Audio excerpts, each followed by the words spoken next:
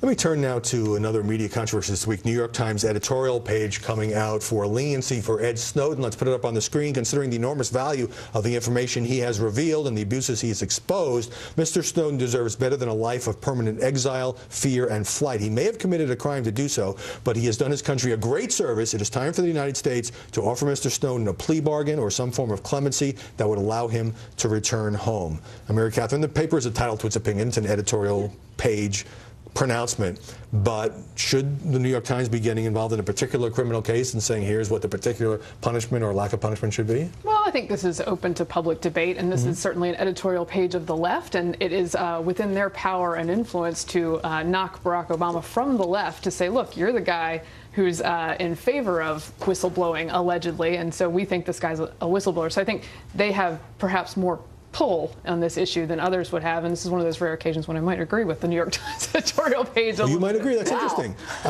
But the reason I think this will not happen is that the New York Times is not taking account of the enormous political fallout that would happen if President Obama were to do such a thing.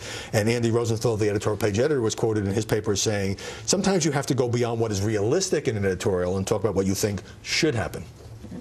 Okay.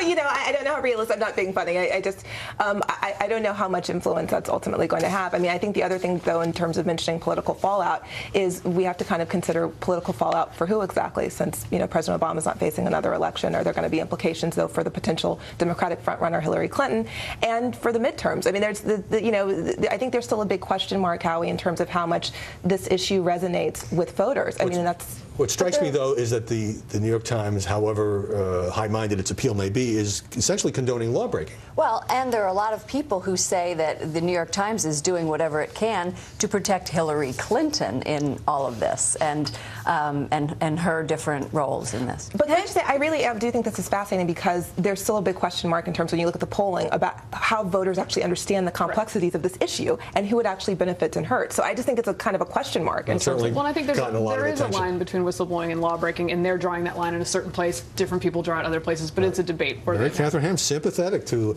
leniency for Snowden. Let me get a break here. I'll get tweets about it. Speaking of that, send me a tweet during this hour at Howard Kurtz. We'll put some of them up on the screen later this hour.